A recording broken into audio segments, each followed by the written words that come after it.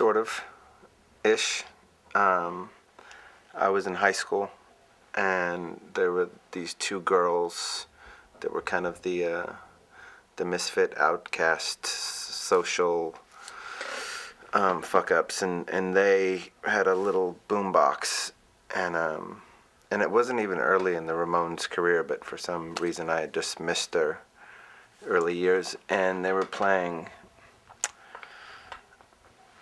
I think they were playing Rockaway Beach or something like that, and it really, it does kind of catch your ear the first time you hear it. It's like, huh, what's that? And they were the cool girls, really. They were the girls that were, listening to something that nobody else in school were listening to. Nope, I thought it sounded good. I thought they were cool, and I liked the fact that these girls had, a taste that I hadn't heard before in music. But it wasn't something that I wasn't really buying that many records right then. I lived with a guy who was a record collector, so I was kind of leeching off his record collection at the time. Yes, I did. Saw them live, and we actually opened up for them once at a festival in Finland in either 86 or 1987. And we were pretty excited about that, just because particularly overseas, the Ramones were kind of, treated as these bigger than life, almost like, cartoon legend icon, Beatles of our generation type figures.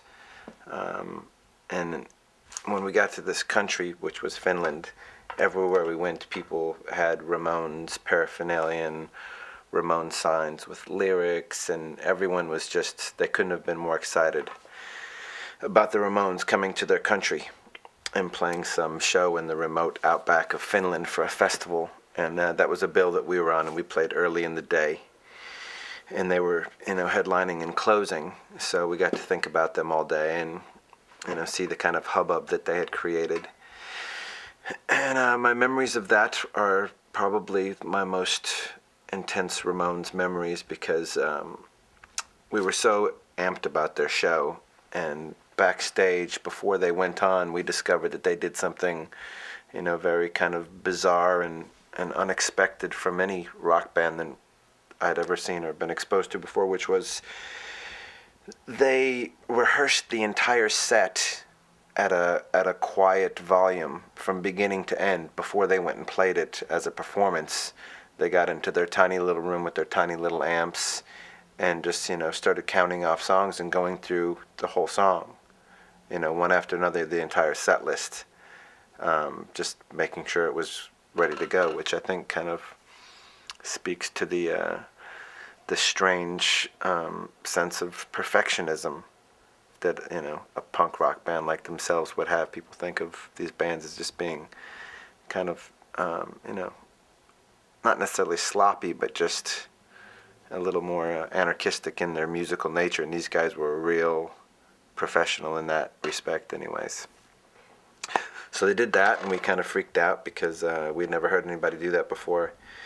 And then we started hatching an ill-fated plan, if you will, which was Flea and myself and Jack Irons, the drummer of our band at that time. For some reason, Hillel, the guitar player, chose not to participate in this shenanigan, but we decided it would be a great moment of homage if we would dance across the stage naked during the Ramones set. And at that time, I had never seen the Ramones play, and I didn't realize that they were all business on stage, and they had their idea of what a show should be and their own aesthetic and their own presentation. And so although we didn't mean to step on any toes, I think we waited for Blitzkrieg Bop or something, and Flea and Jack and I, we all stripped down naked on the side of the stage and danced with love in our hearts across the front of the stage. Not that obnoxious thing where you kind of stop and soak up the spotlight, but just a conveyor belt of 3 naked dancers going across the stage. And then we got off, we weren't trying to be the guy out there who was drunk and, look at me. We just did our business and left, and we thought it was good and exciting, and paying respect to this band. And it turns out that it was very poorly received by the band, particularly by Johnny, who was irate and incensed by the act. And we didn't know this at the time, but afterwards we ran into him in the lobby of this bizarre Finnish compound, and he was yelling at us in a very strict and hateful manner about how we had no business doing that, and who do we think we are, and we ruined their show, and needless to say, my heart sunk, because that was not our intention. It was just to let them know that we were feeling them, and I was just getting smaller and smaller and smaller, and it wasn't, there was no impending physical violence, but it was just, he was really unhappy about our maneuver. And so I continued to shrink and shrink and shrink. And then Joey came up to me after he sort of witnessed this verbal scolding.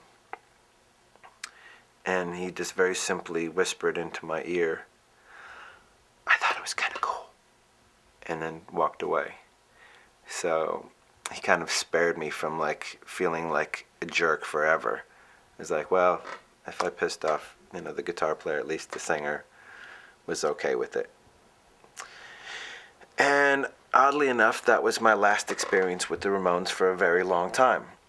And I would just kind of, hear them here and hear them there, and I always appreciated and respected it, but never really delved deep into the meat of the Ramones. I just, for whatever reason, they escaped me. They escaped my attention in that way for a long, long time.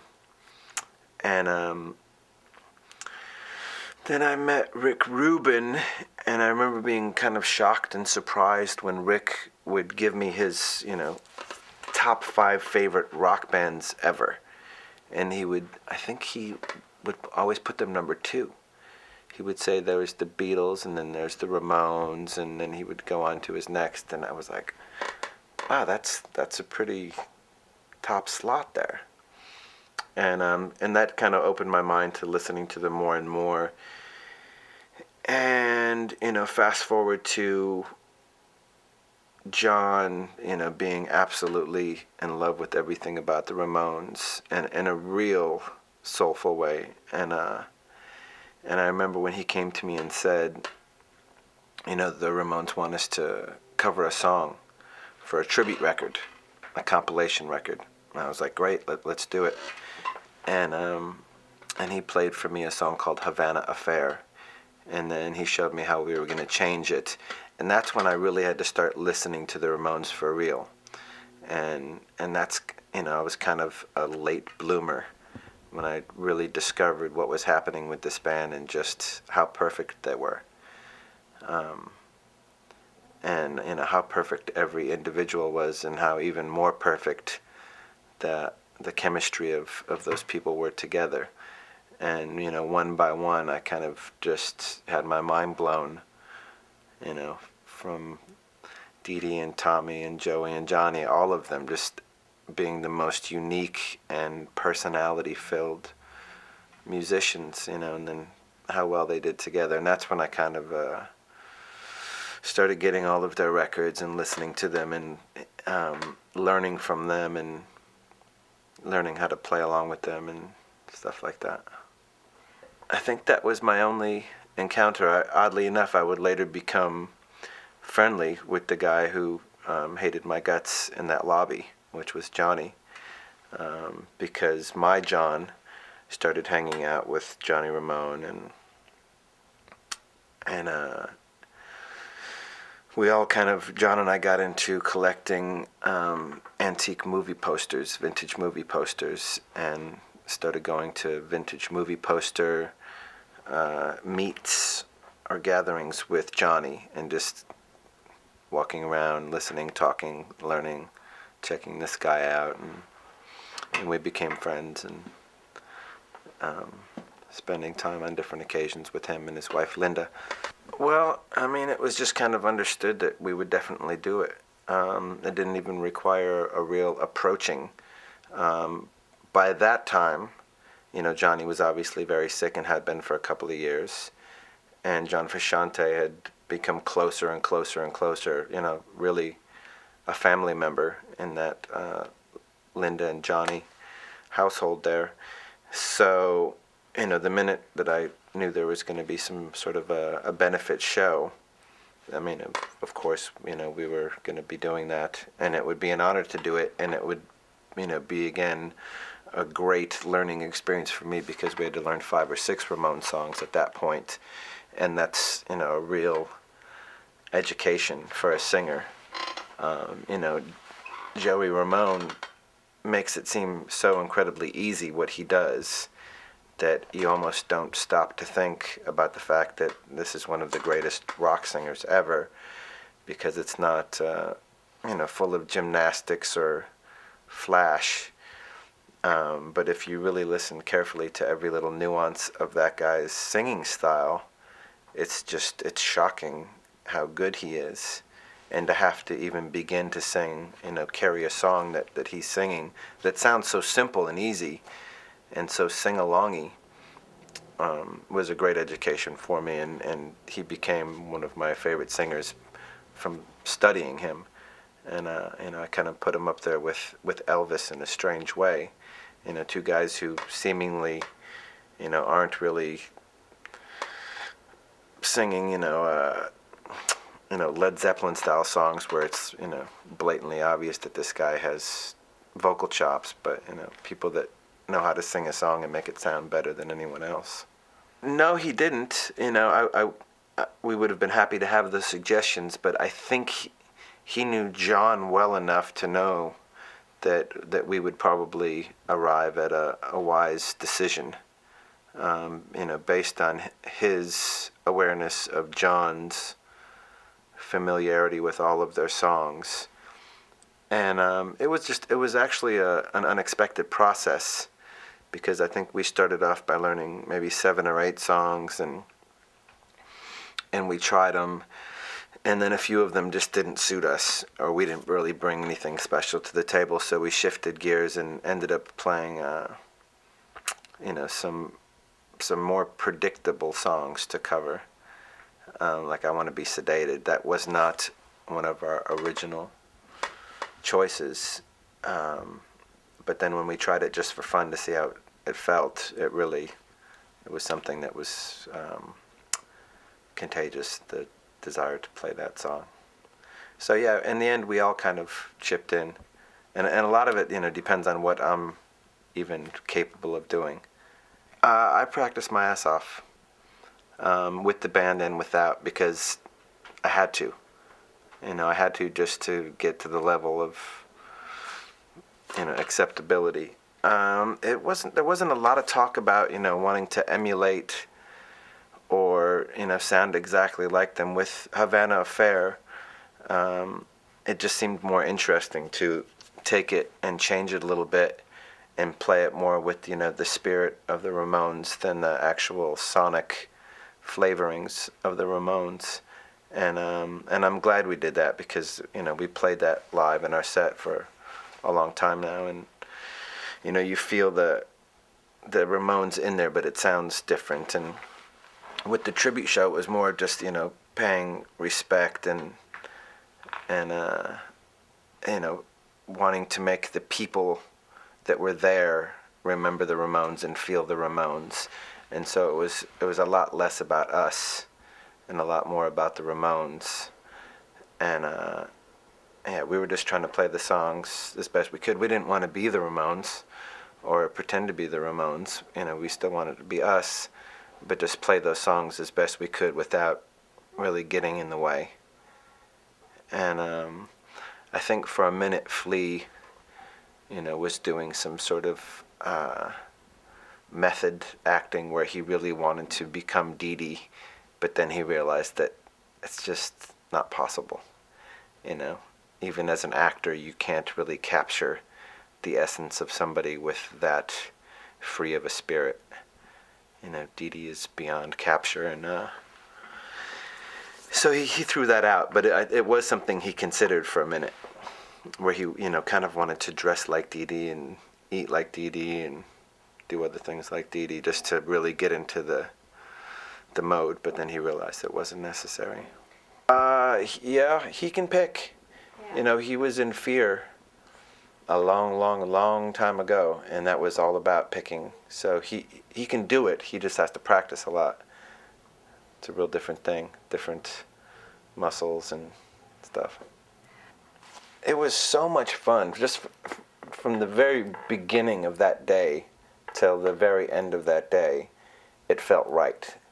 There was no weird tension. There was no weird, ego tripping. From the minute we got there for sound check, just the ambiance and the energy in that room seemed so right. It was like everyone was there for the right reason, from the people that were playing to the people that were coming to see it. It was really about the essence of the Ramones. There was no kind of malarkey or bullshit going on. And that was a great feeling. I was really happy to see X. I wish that they would have played Ramone stuff more, because I love X, and this would have been more interesting to hear them take on some other songs. I don't know. I really got off on John and Chad and Flea and their kind of channeling of Ramone's love that night. That was probably my favorite thing, was looking over at John and seeing somebody just play Johnny Ramone's guitar parts with so much conviction and love and skill. I mean, that really blew my mind, because there's something hard about capturing the way he really plays. And I think John did a pretty good job of it. But, having said that, I really loved everybody's performance, and I think everyone, elevated to the occasion. It was a magical night. It was a really magical night. There was a lovely shade of destiny happening, Johnny kind of hanging on long enough not to physically see it happen, but just to know that it was happening for him, and then dying a couple days later. It was like that was one of his final things that he wanted to see through in his lifetime. I can't remember talking to him after that. I wrote him a letter right afterwards, and he got it right before he died. So I wasn't one of his best friends, but we definitely had a friendship and a really nice connection.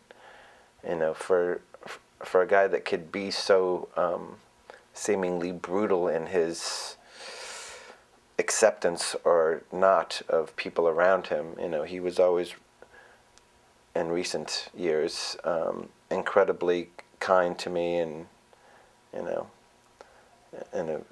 really honest way. So I felt like it would be wrong if I didn't have some moment of closure with him, just by letting him know that our friendship meant something to me. I didn't want him to think that it, was something that I didn't consider important to me. So I wrote him a letter, and he got it right before he died. Well, I really do think, not just because of what Rick said, but now that I'm a little more acquainted with their body of work, that they really are kind of, the Beatles of the generation, that they were a part of, and it's next to impossible to write that many good songs. It just doesn't happen very often, and the Beatles were kind of the first rock band to just write more consistently incredible songs than any other four-man band had kind of ever done before. And then the Ramones sort of took the ball and did the same thing, were just record after record after record after record after record of just great songs. So I think history has no choice but to be kind to a band with that much material that's good. You know, it stands the test of time, and you just can't ignore it. You know, if they had done maybe one or two good records, they might have still a mystique about them, like the Sex Pistols, you know, really have one good record, but they're considered, you know, one of the all-time memorable punk rock bands. The Ramones, you know, their legacy is enormous. So I think that I don't know if their popularity will keep increasing, but I think the respect and the kind of their position in rock history will always be seen as big. Well, we were definitely impressed by it.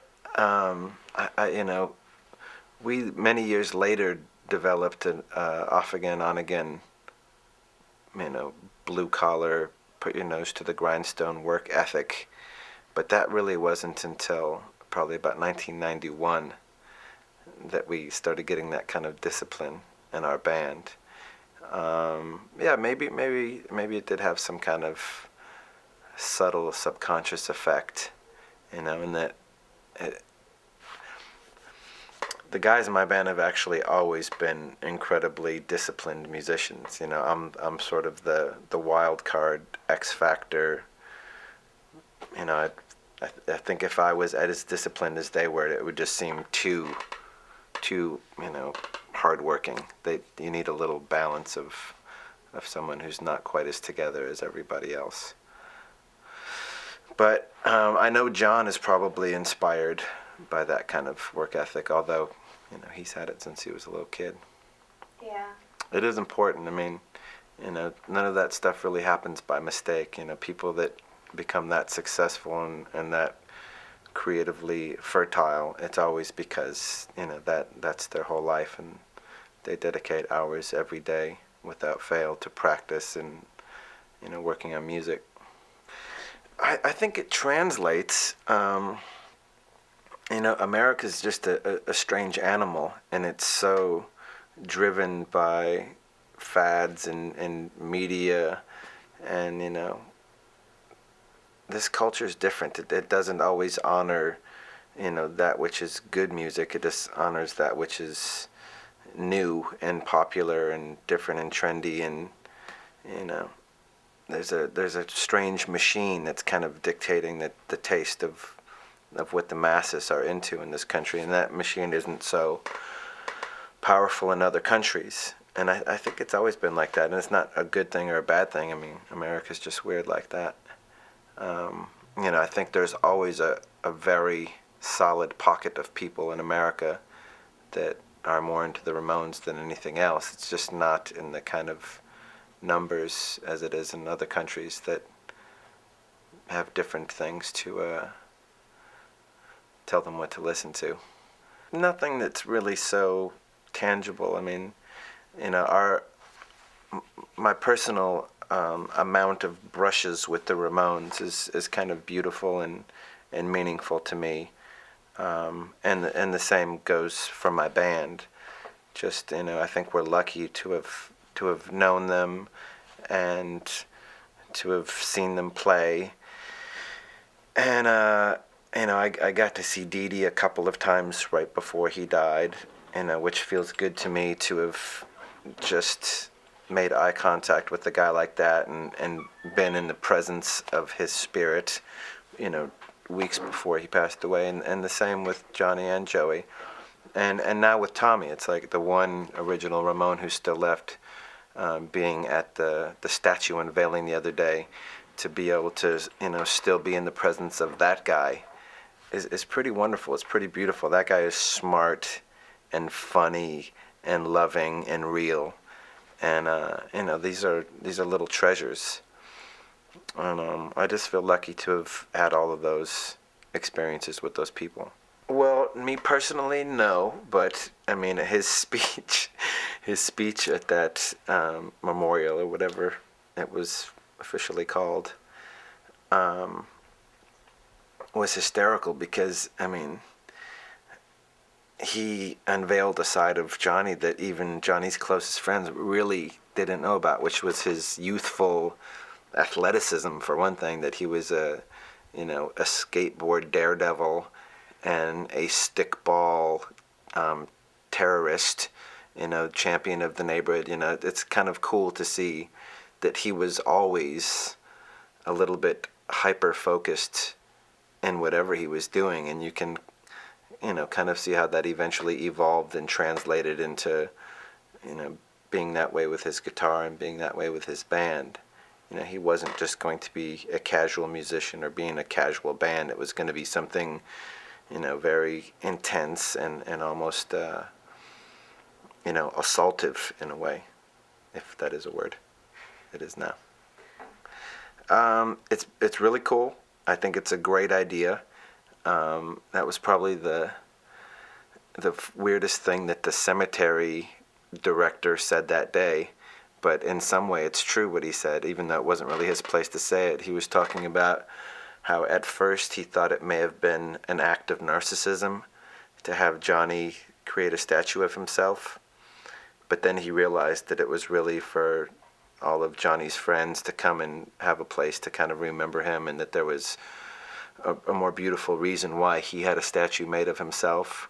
It seemed kind of shocking for him to even suggest, narcissism in that particular circumstance. But at first it was kind of just funny to hear Linda and Johnny, while Johnny was still alive, planning this statue that would, be happening soon. He was so kind of, I don't know, comfortable with dying. I don't think he really wanted to die, but he was so, truthful about the fact that it was happening and this is how we're going to deal with it. And, the kind of endless banter of them bickering about, the statue and how big it should be and where it should be placed, and, all of his kind of idiosyncrasies really applied to his own death was pretty fascinating, and I think it was a great idea.